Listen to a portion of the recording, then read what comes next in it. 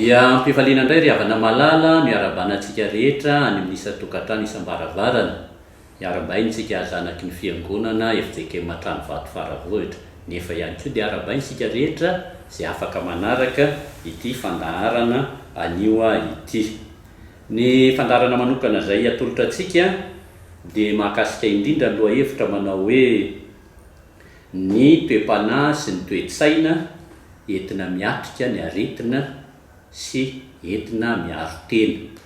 Tsara moa zany manamarika fa amin'izao fotoan'izao hoe efa misokatra ny asa fivelomana andavanandro, misokatra ny fiangonana, efa mandeha daholo ny aktivité rehetra ny sampana sy ny sampanasa sy ny asa sy ny fikambanana, nefa iarahantsika mahalala araka ny fanambaran'ny mpitsabo sy misehatra ny fitsaboana ihany koa dia tena mbola eo ny aretina Covid-19 ka mila mitandrina, mila mailo sika. Eo anatrehan'izany indrindra dia teram-panahy ny tenako hitondra fanazavana, fanentanana mahakasika izay hoe ny toe-panahy sy ny toe-tsaina entina miatrika ny aretina sy entina miaro tena. Toe-panahy zany ny finoana hoentintsika mijery miatrika aretina, miaro tena, misy koa toe-tsaina.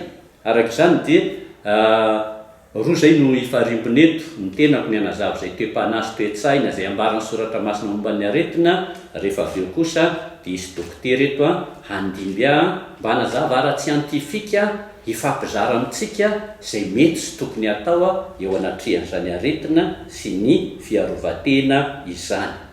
Mialohan'ny zavatra rehetra nefa ry havako dia andelo sika hivavaka. Hivavaka sika. Misaotra anao zay Jesosy fa omena zao ora sy fotoana zao hifampizarana sy hifampaherezana. Ampitana ndindinika avy amin'ny teninao fampaherezana ny olona zay tsara ho fantatra indrindra koa mahakasika ny aretina, ny toe-panahy, ny toe-tsaina zay tokony ho an'ny tsiraray avy entina miaro tena. Apetraka eo am-pelantananao azo dindinika sy fampizarana zao ho voninahitra hanala ny tahotra sy ny aizany mahita zay lalaka zorina sy tokony atao ho entina miaina miatrika ny fanomponanao, miatrika ny fiainana andavanandro. Dia amin'ny anaran'i Jesosy Kristy velona no anaovana izany vavaka izany. Amen. Ny anomboantsika azy dia misy tenin'Andriamanitra anankiray ity ao amin'ny Jaona voalohany. Jaona voalohany toko 5 ny 20 hatramin'ny 20. Vakiko aminareo aloha amin'ny anaran'ny Tompo. Fantatsika fa izay rehetra naterak'Andriamanitra dia tsy manota, fa izay naterak'Andriamanitra dia miaro ny tenany ka tsy mikasika azy akory ilay ratsy. Fantatsika fa avy amin'Andriamanitra isika ary izao tontolo izao kosa dia mipetraka eo anilan'ny ratsy avokoa. Ary fantatsika fa tonga ny zanak'Andriamanitra ka efa nanome antsika ny fahazavan-tsaina mba ho fantatsika ilay marina ary isika ao amin'ilay marina dia ao amin'i Jesosy Kristy zanany. Izy no Andriamanitra marina sy fiainana mandrakizay. Amen.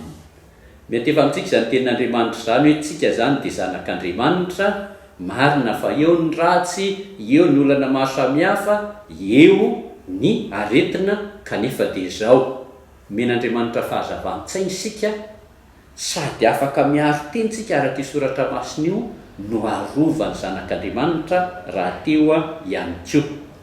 Ka raha mahakasika ny aretina no hitondrana fanazavana ara-panahy, fanazavana ara-pinoana, fanazavana ara-tsoratra masina, tsy dia hoe hivalapatra lavabe aho fa mba ho fampahafantarana antsika ny aretina. Ao amin'ny testamenta taloha dia misy fiheverana teo amin'ny Jiosy amin'ny ankapobeny hoe ny aretina dia vokatry ny fahotana. Rehefa manota ny olona, rehefa mivily miala amin'Andriamanitra ny olona, rehefa manao tsinitsinina ny mpanompon'Andriamanitra ny olona, rehefa menimenina ny olona amin'ny ankapobeny, rehefa manao ratsy ny olona dia kapohan'Andriamanitra amin'ny aretina. Ary dia zay zany nahatonga ilay fotom-pisainana Jiosy hoe rehefa tonga ny aretina dia vokatry ny fahotana zany.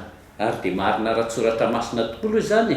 Indrindra antsika andray ohatra vitsivitsy momba ny zanak'Isiraely rehefa nymonomonina noho ny alaviran'ny lalana tany anefitra monimonina no zavatsarotra nanotro azy nanometsiny amin'ny Mosesy dia nomen'Andriamanitra nokapohan'Andriamanitra tamin'ny aretina. Io ilay menarana afo dia vakitsika vetivety ane Nomeri 2:20, ny 9 ny 5 sy ny 7. Nomeri 2:20, ny 9 ny 5 sy 7. Ary Jehova dia nampandeha menarana afo teny amin'ny olona ka nanaikitra ny olona ireny dia nahafatesana be ny olona Israely. Dia nakeo amin'ny Mosesy ny olona ka nanao hoe efa nanoto zahay fa efa niteny nanometsiny an'i Jehova sy ianao, hifony amin'i Jehova zahay mba hanesora ny menarana aminay. Dia nifona ho an'ny olona Mosesy. Zay zany hoe nanota, nanao ratsy teo mason'Andriamanitra, dia nasian'Andriamanitra reto mandringana, maro ny maty, ka dia nitalao tamin'Andriamanitra, nitalao tamin'i Mosesy mba hifony, mba hangatao famelan-keloko zahay. Dia nifona tamin'Andriamanitra tokoa Mosesy, navotan'Andriamanitra ny zanak'Israely. Zay no anankiray ilazana ny hoe rehefa misy ny fivilian-dalana na ny fahotan'ny olona dia kapohan'Andriamanitra amin'ny alalan'ny aretina ny olona. Dia mba mieritreritra tokoa isika hoe raha ity coronavirus mamelo zao tontolo zao tokoa, inona ny ratsy nataon'ny olona, ahoana ny fahotana iaina n'izao tontolo zao? Azo raisina tokoa ny fiheveran'ny Jiosy hoe tena kapok'Andriamanitra no mahazo atsika. Dia anankiray ihany koa hitantsika ao amin'ny testamenta taloha ihany, efa mahazatra antsika mihitsy hoe rehefa misy ny fahadisoana fahotana ataon'ny olona dia mandefa areti-mandringana Andriamanitra. Dia ho vakitsika indray ny tantara faharoa 7, ny 9:17 sy 4:10. Efa haitsika ihany io fa ho jerentsika vetivety. Tantara faharoa 7, ny 9:17 sy 4:10. Io ilay vavaka nataon'ny Solomon raha nitokana ny tempoly tao Jerosalema izy. Dia izao no voasoratra eo.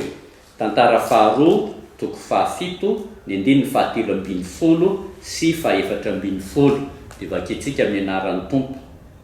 Koa indro raha mampiantona ny andro aho ka tsy misy ranomorana latsaka, na asiako masaiko mandany ny tany ny valaly, na anaterako areti-mandringana ny oloko, raha ny oloko izay natsony amin'ny anarako ho avy anetritena ka hivavaka sy hitady ny tavako ary hiala amin'ny ratsy fanaony, dia hiaino any an-danitra aho ka hamela ny elony ary hanasitrana ny taniny. Zany hoe rehefa misy fahotana vitan'ny olona, alefan'Andriamanitra ny areti-mandringana, ka rehefa miverina amin'Andriamanitra ny olona, mifona, dia avelan'Andriamanitra ary sitrana ahafahany aretina.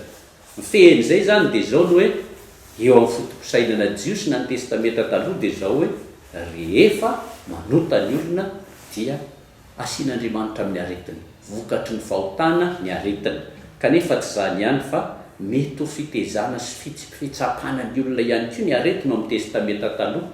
Fitsapana ny alalin'ny finoana, fitsapana amin'ny fifikirana amin'Andriamanitra.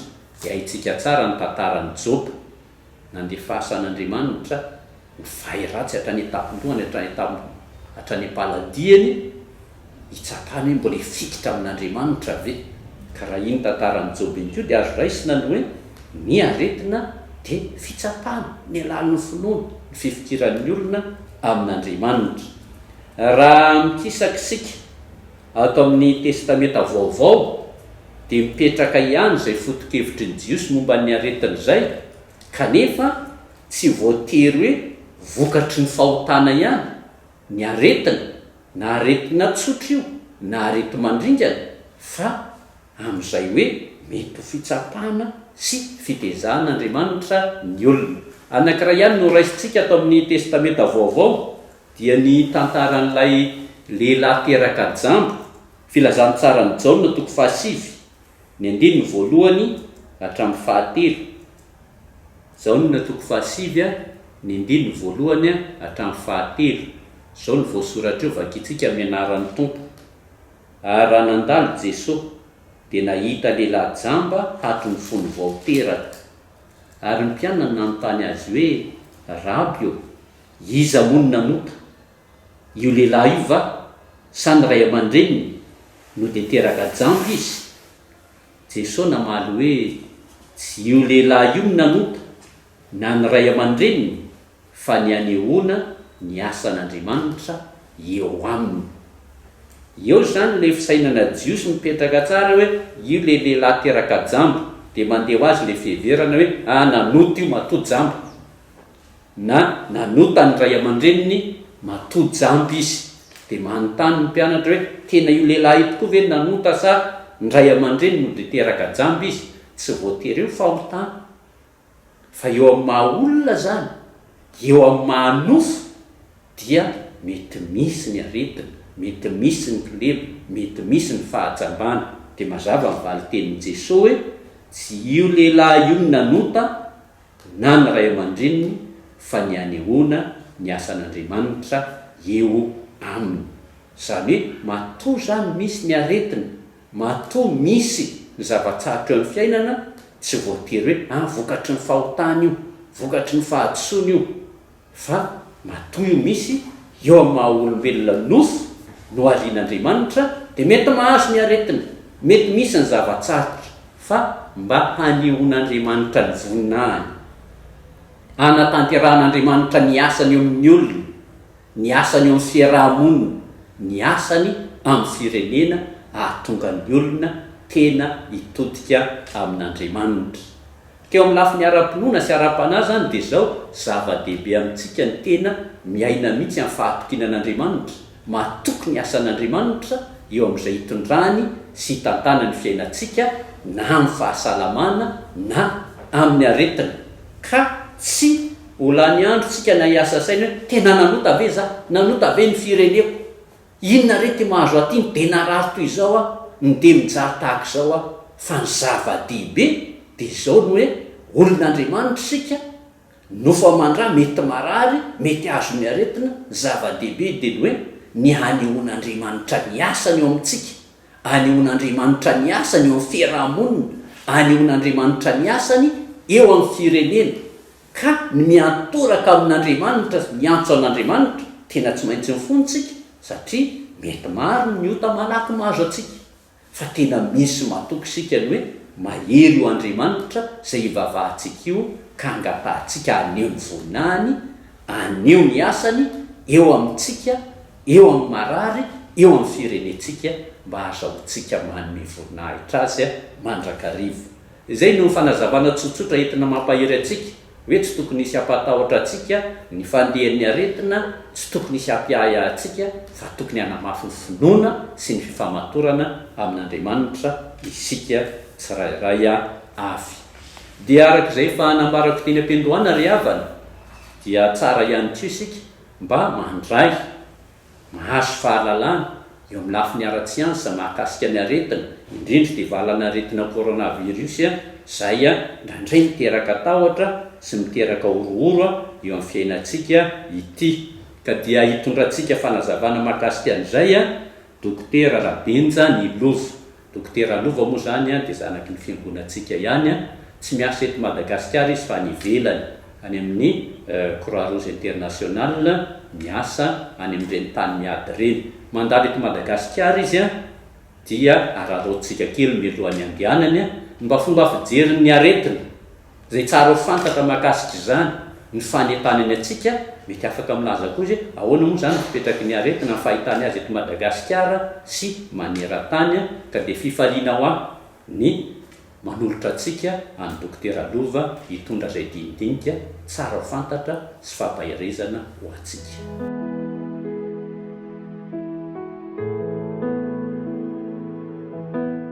Rabantsika fianakavy finoana amin'izao fotoana hanazavana momba ny toe-panahy sy ny toe-tsaina ety miatrika ny aretina sy ny ety miaro tena zao, ary misaotra manokana ny pastera izay niantso mba hanao fanazavana ara siantifika manodidina an'izany. Ny zavatra zavaiko voalohany angambany dia hoe manahoana ny vatantsika izay efa voahomana hiady amin'ny aretina amin'ny alalan'ny fiarovana isan-karazany. Zavatra tena mahavariana hoe efa itsika dia efa manana ny atao hoe défense naturelle. Raha ohatra zany misy aretina tonga amintsika dia efa tsy mikaretina mitady hiditra amin'ny tenantsika dia efa manana izany ny vatantenantsika. Ohatra hoe ny hoditra dia miaro antsika izay mba tsy tonga dia hiditra avy hatrany ny otrikaretina tsy mikaretina. Raha ohatra hoe maratra ny hoditrintsika dia efa mahavariana le tonga dia efa misy vaingan-draha zany manakana an'iny amin'ny hoditra tataka iny mba tsy hidiran'le otrikaretina ao anatin'ny tenantsika. Misy ihany koa ny tsiranoka isan-karazany izay miaro antsika ireny mba tsy hatafidiran'ny tsy mikaretina ao anatintsika. Dia misy ihany koa ny atao hoe flore. Flore zany karazana microbe ihany. Microbe mantsy tsy voatery fahavalontsika foana fa misy ny microbe izay namantsika. Flore naturelle miaro amin'ny lalakanina iny izay mahatonga hoe tsy tafiditra koa zany fa izy miaro koa dia tsy tafiditra ao anatintsika ny tsy mikaretina. Dia ao ihany koa moa le karazana cils isan-karazana hoe volo madinika amin'ny orona zao dia efa raha mitady hiditra dia efa voasakana zany izay. Dia efa misy zany le hoe barrière physique, barrière naturelle nataon'Andriamanitra mba ahatonga antsika tsy tafidiran'ny aretina. Ao aorianan'izay ohatra hoe mbola miditra ihany zany le aretina dia misy koa ny vatantsika natao hoe phagocytose. Izy io zany dia sela fotsy izay mamoaka atao tsiranoka ohatran'ny hoe enzyme. Dia raha miditra zany le tsy mikaretina dia hohanin'ny phagocytose io dia mitresy ihany koa izy amin'izay. Dia ny fiarovana fahatelo izay amin'ny vatantsika dia misy atao hoe système immunitaire. Io dia tena mahavariana mihitsy ary ny scientifique amin'izao fotoana izao moa dia eo zany tena miasa indrindra ao anatin'ity Covid-19 ity. Le système immunitaire indray zany dia hoe vao tonga ao amintsika zany le otrikaretina. Io zany le ataon'ny teny frantsay ihany koa hoe misy hoe antigène. Io zany tonga dia efa misy kody efa hitan'ny vatantsika hoe fahavalo io, mila mamorona anticorps hiadivana amin'io, mila mamorona miaramila tsika hiadivana amin'io. Dia ireo miaramila ireo zany no mitombo betsaka zany dia mamono an'le antigène amin'ny vatantenantsika. Misy ihany koa moa hoe le sela fotsitsika zany mamorona antitoxine. Ohatra amin'ny resaka tétanos na diphtérie dia ireny zany tsy miaramila miady an'ireny fa ohatrany hoe misy tsiranoka antitoxine zany mamono an'le otrikaretina tonga ao amin'ny vatantenantsika. Dia manaraka te resaka kely momba ny virus. Ny virus dia otrikaretina faran'izay kely izy. Dia misy izy ny raha azavaina fohifohy zany dia misy valopy izay izy ohatran'ny hoe misy protéine zany le valopy dia ao anatiny misy acide nucléique izay. Ny virus indray dia io indray zany dia tsy mba afaka miaina mihitsy izy io raha tsy ao anatina sela velona. Dia rehefa tonga anatina sela velona anankiray izy dia manatsaina koa io virus io fa le sela zany no ataony mampitombo virus be da be. Dia lasa miparitaka eraky ny sela isan-karazany moa zany izy dia izay ny fomba fiadiny ao anatintsika. Ny virus ny mampaolana anazy dia tsy mba mandaitra aminy ny antibiotika. Fa ny zavatra atao zany dia hoe ahoana natao mba tsy tonga le virus mitombo satria izy mitombo ao anaty sela dia miparitaka. Any zany no tena ady atao amin'ny resaka virus ity. Dia raha hivadika amin'ny resaka Covid tsika, ny virus Covid moa dia atao hoe SARS-CoV-2. Zay zany ny nom scientifique fiteny anazy. Dia rentsika angamba ny be da be ny olona amin'ny resaka momba ny hoe variant hoe ahoana. Fa ny virus ny Covid io zany rehefa miparitaka amin'olona maromaro izy io mifamezivezy dia izay foana moa zany fomba le virus mitombo tsika manamboatra virus mitovy amintsika sika. Dia rehefa misy ny fifaneraserahana maromaro zany dia eo zany lasa miova rehefa le mitombo izy dia lasa miova kely ny paoziny. Dia zany le hoe variant na hoe mutation izy tsika. Dia iny zany no rentsika tsika hoe variant indien, variant brésilien sy ohatran'izany a. Dia ny tena atao zany ahoana tsy hamparitaka anio virus io. Dia mazava ho azy raha hiditra ao amin'ny resaka hoe fiarovana dia amin'ny resaka virus dia izay ny tanjona voalohany indrindra hoe ahoana natao tsy hamparitaka an'ity virus ity, satria rehefa miparitaka izy dia miova endrika kely dia mitombo tratra zany ny olona voany. Dia efa fantatritsika ihany voalohany indrindra ny resaka hoe fiarovana zany dia masque. Amin'izay ny virus tampoka raha misy tsy mifindrany aminao, satria raha misamiona ny virus tsika sy ianao dia lasa mimanatsaina kokoa izy mamorona variant. Nefa koa virus koa nefa mety hoe rehefa mifanerasera koa dia mety miaina ihany koa ny heriny aloha. Dia aorianan'izay ankoatry ny masque zany dia le hoe manaja elanelana zany, satria mba tsy mifanerasera izy amin'iny, tsy mandeha amina toerana be olona be, satria eo no tena ifaneraseran'ny virus. Ary indrindrindrindra amin'ny fanasana tanana matetika arak'izay azo atao ary ao anatin'izany koa moa ny hoe hiarovana indrindra dia ny hoe vaksiny. Ny vaksiny tsina dia mamorona antikôro ao anatinao mba hahatonga anao hiady amin'ilay antigène iny. Dia mahavariana fa ny tenan'olombelona efa misy an'izay koa hoe sela misy mémoire zay, ka raha miverina ao amiko izany le otrika aretina efa nazo ana taloha dia tadidin'ilay sela ao amiko hoe ty indray le fahavalo efa hitantsika ity, haintsika miady amin'ity dia efa tonga dia mamamaly zany le système immunitaire dia tsy lasa misy soritra aretina intsony rehefa avy eo na hoe miteraka hoe forme grave zany afaka ilay olona. Izay angamba ny fanazavana fohifohy azy koa zarentsika.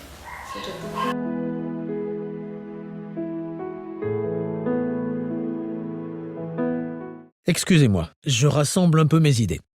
Donc je disais, à l'époque, j'ai découvert des choses incroyables sur notre système immunitaire.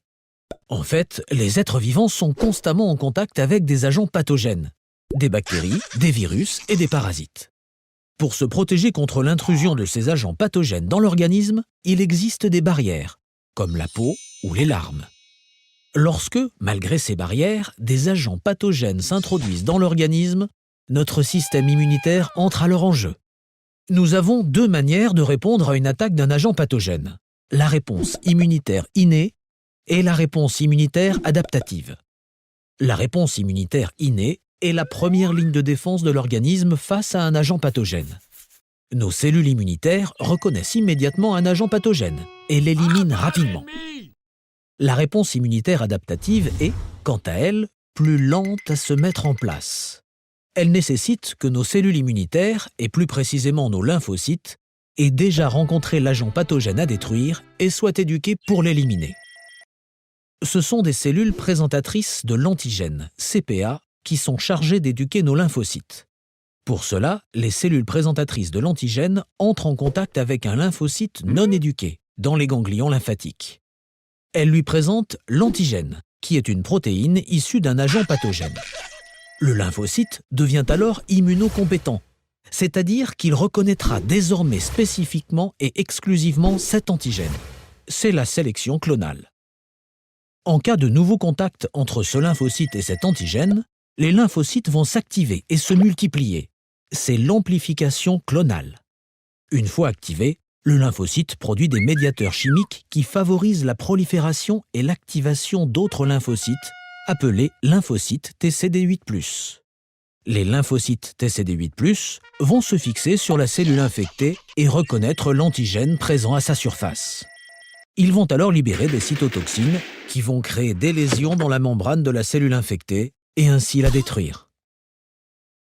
Bon, c'est bien beau tout ça, mais on s'est quand même demandé si dans le cas du cancer, notre système immunitaire était vraiment efficace, car avec toutes les rechutes que l'on connaît, et c'est à ce moment-là que tout s'est éclairé. Ah bah non.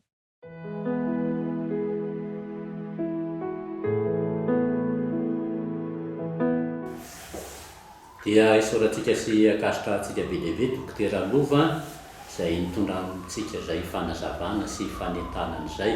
Mahafinaritra be ilay fanentanana. Jereo tsara hoe naharian'Andriamanitra antsika dia ao amin'ny vatantsika io dia efa misy fiarovan-tena voajanahary. io ny ilay anentanana antsika mba kolokolo ihany ny vatana kolokolo ny sakafo mba hampitombo le fiarovan-teny ifanomen'Andriamanitra ao anatintsika. Rehefa men'Andriamanitra antsika izay dia kolokolointsika rehefa matanjaka ny hery fiarovana dia miala ihany koa ny tahotra. Efa men'Andriamanitra fahasoavana lehibe aho ny kolokolo ny vatako ao mampitombo ny hery fiarovana dia miala ny tahotra ao anatintsika ka tsy misy tokony atahorantsika amin'io aretina Covid-19. Marina tokoa ohatry ny somary mampiahiahy ihany hoe virus miaina ao anatin'ilay sely izy dia mitombo ao dia miparitaka, kanefa araka nanazavany dokotera azy teo izay nge le ilana ny fiarovan-teny. Miaro tenitsika amin'ny fanarahana ny fepetra rehetrarehetra, ny fanaovana ny kasobosy, ny tsy fitangoronana mba tsy hamparitaka. Rehefa mandray fepetra koa zany tsika dia miala ny tahotra. Fa ny zava-dehibe ampiala ny tahotra ihany koa sy amin'ny dia niverina ihany tsika hoe dia tsika teny iaina ny finoana sy ny fitiavana an'Andriamanitra. Fa rehefa tena miredareda ny fitiavantsika an'Andriamanitra dia miaso amintsika Andriamanitra manala ny tahotra. Mingo eo raisitsika kely ty Jaona voalohany toko 4:7-20 ity. Jaona voalohany toko 4:7-20. Vaky itsika amin'ny anaran'ny Tompo. Tsy manatahotra ny fitiavana, fa ny fitiavana tanteraka mandroaka ny tahotra, fa mampahory ny tahotra. Fa izay matahotra dia tsy mbola tanteraka amin'ny fitiavana. Ataovy izay ainanao ny fitiavan'Andriamanitra fa misinda ny tahotra tsisy mampatahotra anao na corona io na inona na inona, satria efa men'Andriamanitra fiarovana ara-boajanahary ianao. Andriamanitra koa mahay miasa amin'ny fomba tsy takatry ny saintsika. Ary be dia be nefa mijoro vavolombelona tamin'ny hoe aretin'io sarotra dia sarotra ny fitsaboana, tsy misy tena hoe fanafody fa fampitomboana ny hery fiarovana. Zao moa zany mbola misy, efa misy ny vaksiny, mbola io ihany koa ny fiahiahiana se ao ty vaksiny ty, fa dia zao ataovy mitoetra amin'ny fitiavan'Andriamanitra tsika dia miala ny tahotra ary mitahantsika Andriamanitra. Fa ny amarana anazy dia zao, eo amin'ny maha-olombelona nofo anie dia zao hoe rehefa miamitombo tokoa ny taona, eo ny vesatry ny fiainana andavanandro, vesatry ny fiovaovan'ny tontolo iainana, dia zao miova toe-batan'io. Rehefa mandroso ny taona dia miena ny herim-batana, miena ny hery fiarovana, mieketra. Tsisy olona matanjaka zany, fa miereraka foana ny nofo ary tonga amin'ny fahafatesana. Ary satria tsy hatahorana ny fahafatesana ho an'ny olon'Andriamanitra raha izay izy ohatra fa tsika mbola manana fitohizana ny amin'ny fiainana aorian'ny fahafatesana. Dia izay no amaranantsika azy amin'ny afatok'Paoly apôstôly, Korinthiana 2:4-6:7-20, Korinthiana 2:4-6:7-20. Ary tsy ketraka izahay, fa na dia nialevina aza ny toetra ivelany dia avaozy ny isanandro kosa ny toetra ianatiny. Fa ny fahoriana imaivana izay vetivety foana dia mainka miasa fatratra indrindra ka mahatanteraka voninahitra mavesatra maharitra mandrakizay ho anay, raha tsy mijery ny hita izay fa ny tsy hita. Fa ny hita dia ho vetivety foana, fa ny tsy hita no haharitra mandrakizay. Io dia tena filazana mihitsy ny fiainan'ny zanak'olombelona, ny vatan'ny zanak'olombelona dia miena mieketraka foana. Io ilay lazainy hoe toetra anaty. Ny olombelona nofo miena foana io. Kanefa ho an'ny olona miaina amin'ny fitiavana an'Andriamanitra, miaina amin'ny finoana, dia ilay fiainam-panahy ao anaty kosa miakatra, ary dia manana fanantenana foana ny kristianina, na inona miseho na manahoana fisehoan'ny toe-javatra misy eto anivon'izao tontolo izao ity. Ka hitam-pamaranana zany dia mampahery antsika tsy hanatahotra fa momba antsika Andriamanitra, mamolavola toe-batana andresentsika ny aretin'Andriamanitra, manampy antsika amin'ny fomba tsy takatry ny sain'Andriamanitra ka tsy misy atahorantsika ny amin'izay fisehon'ny aretina. Nefa dia mila mandray izay fepetra manandrify antsika ihany koa isika, ary ny fiainantsika miaraka amin'ny Tompo, na dia eto an-tany na hatrany an-danitra dia misy fanantenana foana. Dia miraso antsika rehetra ry havana, mamerina ny fisaorana ho an'ny dokotera, mamerina ny fisaorana ho an'ny mpikarakara rehetra ty fandaharany ity, mampita ny sary sy ny feo animontsika tsiraray avy ho afaka niny ahiasy ny tahotra fa mampahory ny tahotra. Dia ho an'Andriamanitra ny voninahitra, miraso antsika rehetra amin'ny manaraka indray ry havana.